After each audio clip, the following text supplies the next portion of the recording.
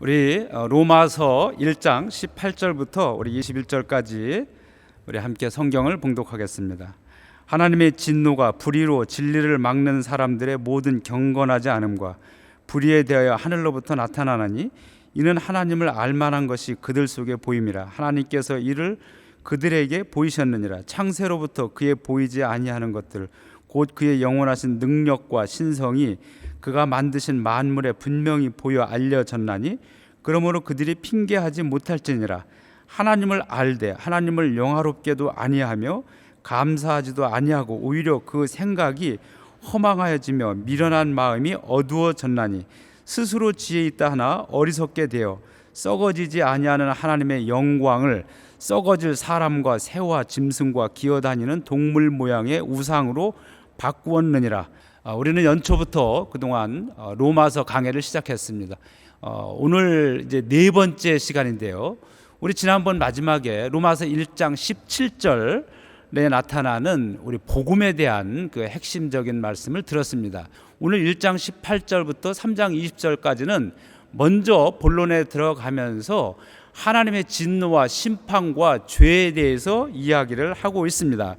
오늘은 하나님의 진노가 어떻게 나타나는가, 하나님의 진노가 나타난 그 결과는 무엇인가라고 하는 것을 오늘 1장 18절에서부터 여기 시작하고 있습니다. 우리 18절 다시 한번 우리 함께 봉독하면서 하나님의 말씀을 듣도록 하겠습니다. 하나님의 진노가 불의로 진리를 막는 사람들의 모든 경건하지 않음과 불의에 대하여 하늘로부터 나타나느니. 여러분, 이 말이 이게 우리 한글인데요, 참 어렵습니다. 여기 먼저 하나님의 진노가 나타나는데 그 하나님의 진노가 어디에 나타나냐?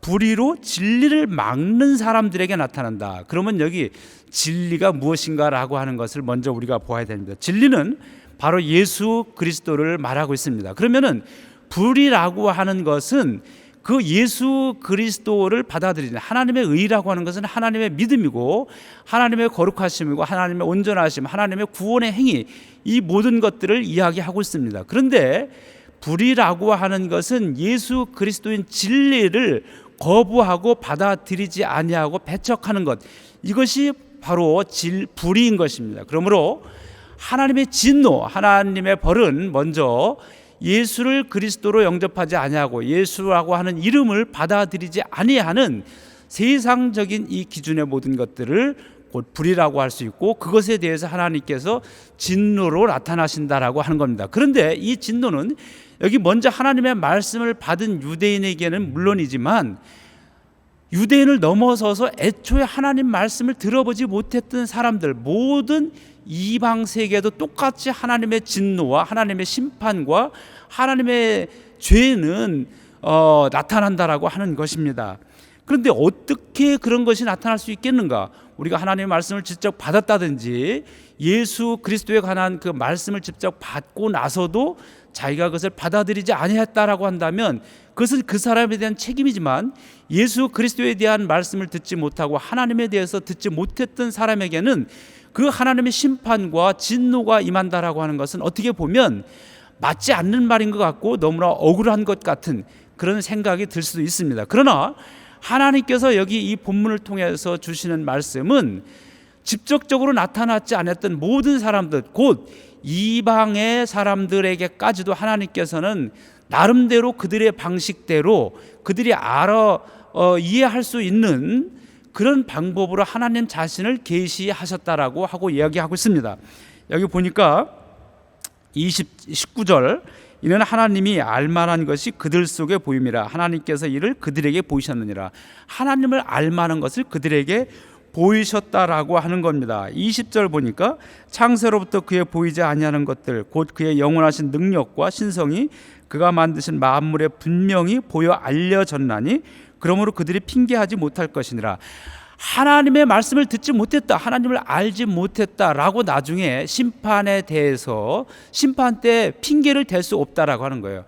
하나님께서는 어느 누구에게 대해서도 그의 영원하신 하나님의 능력과 그의 신성, 그의 하나님의 말씀, 그의 하나님된 모든 것들을 그가 만드신 만물에 분명히 보여 알려졌다. 그가 만드신 모든 자연 만물에 보여졌다라고 하는 거예요. 이런 우리 말씀들은 많이 있습니다. 우리 자연과 이 우주 삼라만상을 통해서 신이 존재하지 않는다라고 한다면 이 신비하고 오묘막측한 이런 신비막측한 이런 자연 우주 세계가 어떻게 있을 수 있겠는가라고 하는 그런 우주학자들, 과학자들, 물리학자들의 많은 증언들이 있지요. 천체학자들의. 또 반대로 우리는 자연을 통해서 길을 걷다가 풀잎 끝에 맺힌 이슬 한 방울을 통해서도 그 신비한 우주의 세계로 빨려 들어가게 되고요. 그 신비한 하나님 창조주의 그 창조를 우리는 감탄하지 아니할 수 없게 되는 것입니다. 우리 시편 19편 1절에서도 보면 하늘이 하나님의 영광을 선포하고 궁창이 그의 손으로 하신 일을 나타내는도다. 이 자연 속에 나타난 하나님의 그 증거를 시편의 시인은 지금 이야기를 하고 있습니다. 사도 바울도 많은 곳에서 루스라라든지 아데네든지 이런 곳에서 천지와 바다와 만물 가운데 지으시고 살아계신 하나님에 대해서 증거를 하고 있습니다. 자, 그런데 여기 로마 교회에 보낸 편지에서는 이것을 더 분명히 직접적으로 얘기하면서 누구든지 하나님에 대해서, 하나님의 심판에 대해서, 하나님의 그 진노에 대해서 핑계할 수가 없다라고 하는 겁니다. 자, 그런데 여기 불의한 사람들, 그 불의로 진리를 가로막는 사람들, 하나님의 진노를 피할 수 없는 사람들은 어떤 사람들이냐? 여기 보니까 21절 하나님을 알되 하나님을 영화롭게도 아니하며 감사하지도 아니하고 오히려 그 생각이 허망하여지며 미련한 마음이 어두워졌나니. 여기 모든 자연 만물 가운데도 나타나기 때문에 하나님에 대해서, 진리신 예수 그리스도에 대해서 직접적으로 그 말씀을 듣지 못했고 그래서 받아들이지 못했던 사람들도 핑계할 수 없는 것이지만, 그러나 하나님을 알되, 하나님을 이미 알고 있어요. 예수에 대해서 말씀을 들었습니다. 하나님에 대해서도 알고 예수에 대해서도 알지만 그럼에도 불구하고 하나님을 영화롭게도 아니하고 감사하지도 아니했다. 여러분, 우리가 안다라고 하는 이 단어는 굉장히 아주 역동적인 단어입니다. 그저 머릿속으로 관념적으로 아는 것을 의미하는 것이 아니고, 한 남자와 여자가 사랑을 했을 때 그 플라토닉 러브, 그 마음과 관념적인 속의 사랑이 아닌 실제적으로 너무 깊게 사랑하여서 결혼하고 함께 살아가고 있는 그러한 그 관계, 그런 그 아주 역동적인 액티비티한 그런 행동을 우리를 안다라고 여기에서는 그렇게 쓰여지고 있습니다. 그래서 하나님을 알면은 당연히 하나님을 영화롭게 하고 하나님께 감사할 수밖에 없는 거라고 하는 거예요. 그런데 하나님을 이미 알고 있어요. 그럼에도 불구하고 하나님을 영화롭게 하지도 아니하고 감사하지도 아니하는 것, 이런 자들 또한 하나님의 진노를 피할 수 없다라고 하는 거예요. 여기 그러면서 여러분, 우리가 그렇게 볼 때 여러분 어떻습니까? 바로 여기 있는 그 로마 교회에 보낸 편지, 이 로마서는 믿지 아니하는 어떤 이방인들이 아닌 바로 우리들에게 해주시는 말씀이라고 여겨집니다. 그렇지 않습니까? 우리가 하나님을 너무나 잘 압니다. 나 하나님을 알고 있어. 하나님을 안 믿는 것이 아니야. 하나님이 살아계심을 알고 있고 믿고 있어. 그런데 그러면은 정말 우리가 알고 있다라고 한다면 하나님을 영화롭게 하고 하나님께 영광을 돌리는 삶을 사고 하나님께 감사하는 삶, 그것이 그의 인생이 되어야 되는데, 하나님을 알고 있다고 하면서 하나님을 떠나지 아니했다라고 하면서 내 마음속에 하나님이 계셔, 살아계심을 나는 믿고 있어라고 하면서 그의 삶은, 그의 행동은 실제적으로 하나님을 영화롭게 해드리지도 아니하고 하나님께 감사하지도 아니하는 생활을 한다라고 한다면, 바로 그런 사람에게 그런 신앙이라고 하는 것은 산 신앙이 아니라 죽은 신앙이라고 하는 거예요. 야고보 사도는 그런 얘기했어요. 믿음이라고 하는 것은 행함이 있는 것이다. 그런데 여러분, 여기 행함이라고 하는 것을 우리가 착하고 선한 어떤 행동을 한 것, 그것으로 생각하기 쉬운데, 여기 물론 어떤 그 어려운 일에 빠진 사람, 공경한 처지에 있는 사람을 도와주는 선한 행동, 착한 일, 이것도 분명히 행함이지만, 여기 성경에서 얘기하고 있는 행함이라는 것은 그것을 넘어나가서 믿음의 그 자체를 얘기하고 있습니다. 우리가 하나님을 안다라고 했을 때 그 믿음, 하나님을 믿는다고 했을 때 믿음은 하나님께 영화롭게, 하나님을 영화롭게 하고 하나님께 영광을 돌리는 그 삶 자체, 실천적인 삶이 함께 따라야 됨을 얘기하고 있는 것입니다. 하나님을 알고 하나님을 믿는다고 하는데 하나님을 영화롭게 해드리지 아니하고 하나님께 영광 돌리는 삶, 하나님께 감사하지 아니하는 삶을 살 때 그것은 죽은 믿음인 것이고 실제적인 믿음이 아니라 그것은 관념 속에 있는, 우리의 머릿속에 있는 믿음이라고 하는 것입니다. 여기 여러분 22절 보니까 스스로 지혜 있다 하나 어리석게 되어. 그렇습니다. 나는 너무나 잘 알고 있어. 너무 똑똑해. 모든 지식을 다 가지고, 성경의 지식을 가지고 있어. 하나님에 대한 지식. 그러나 여러분, 그것은 스스로 지혜 있다고 하나 어리석은 것입니다. 무엇이 어리석습니까?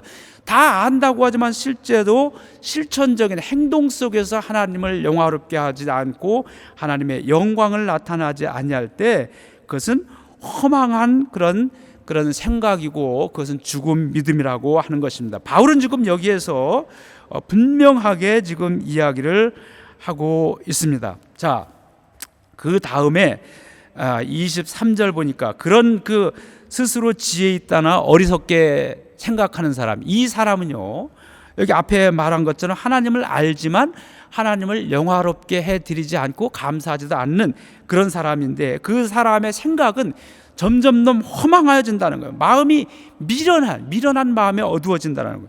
이런 사람은 어떻게 되느냐? 썩어지지 아니하는 하나님의 영광. 하나님의 영광이 썩어집니까? 결코 썩어질 수 없습니다.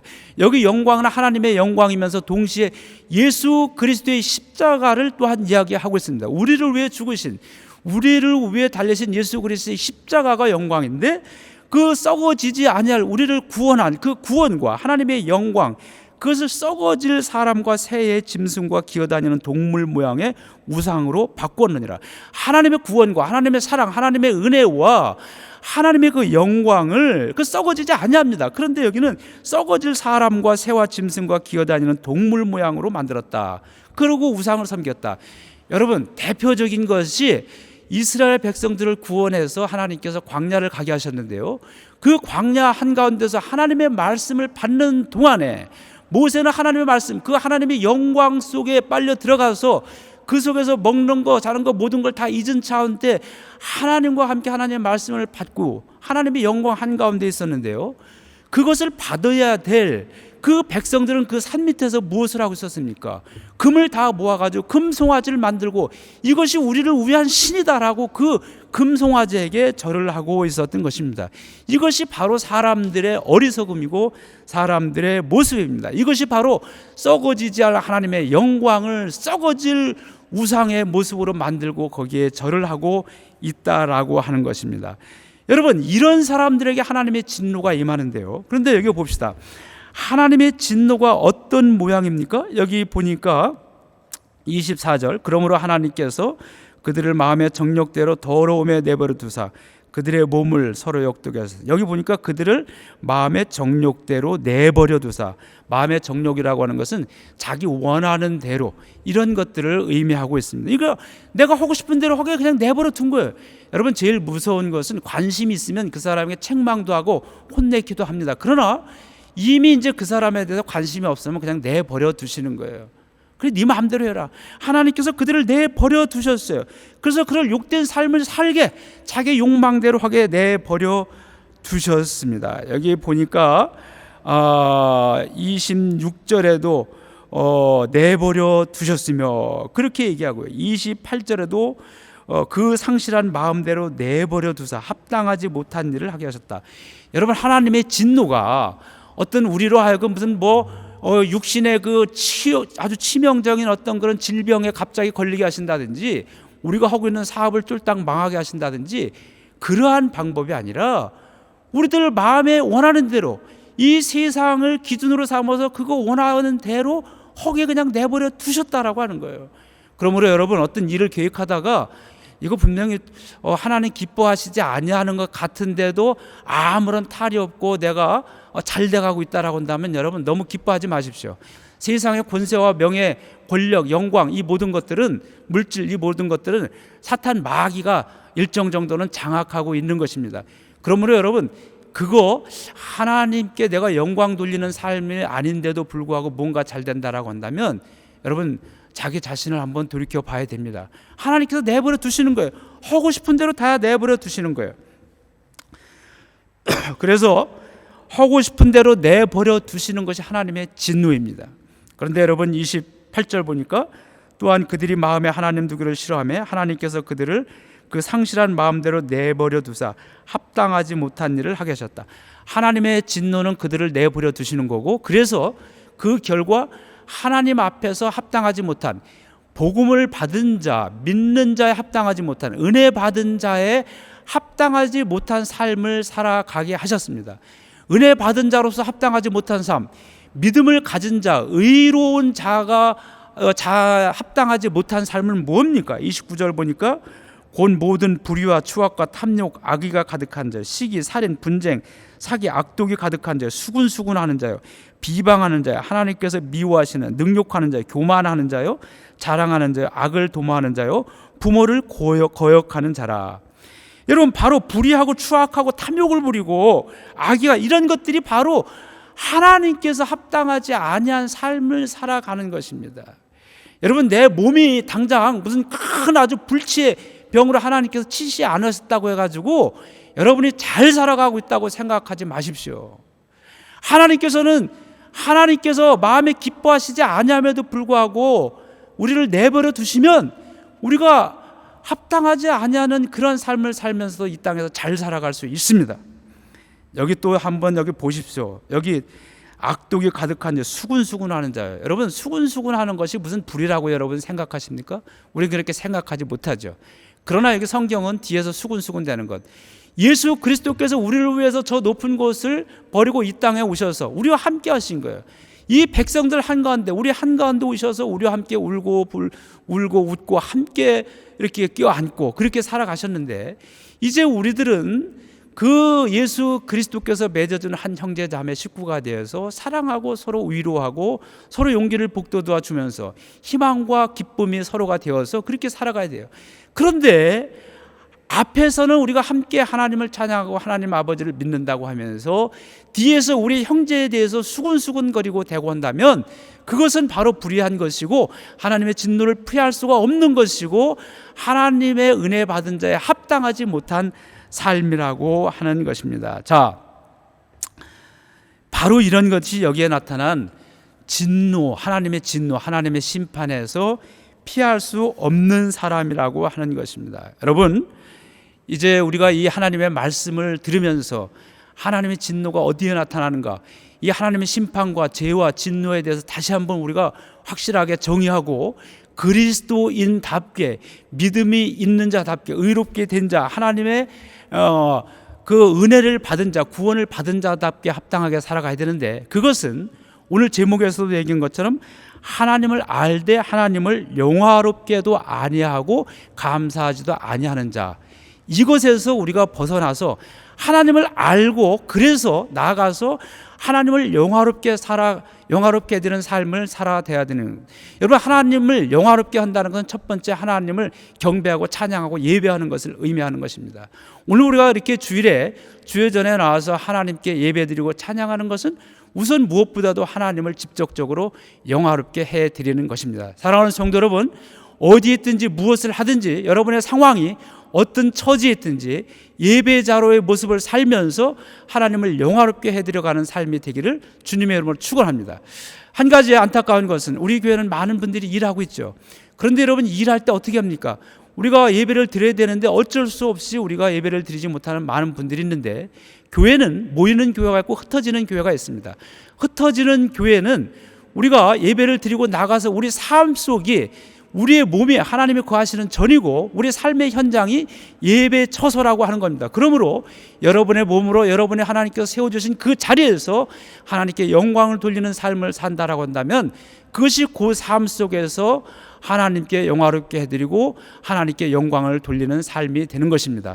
여러분이 이제 일의 현장에서 오늘 주일이라고 할지라도 이 주일, 이 바로 우리가 비아 피렌체 38번지에 있는 교회 예배당에는 나오지 못한다 할지라도 하나님께서 세워주신 여러분의 삶의 자리, 일터에서 오늘도 하나님께 영광을 돌리고 이를 통하여 하나님을 영화롭게 해드리는 삶을 살겠습니다라고 하는 그런 결단과 각오를 가지고 하나님께 감사 기도하고 일을 시작한다면 여러분의 삶의 현장이, 여러분의 일터가 곧 하나님을 위한 예배의 처소가 될 것으로 믿습니다.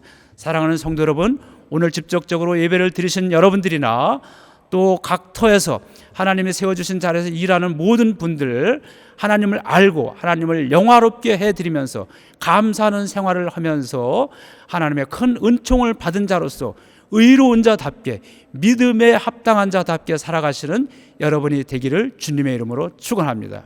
기도하겠습니다. 사랑과 구원의 하나님 은혜 감사드립니다.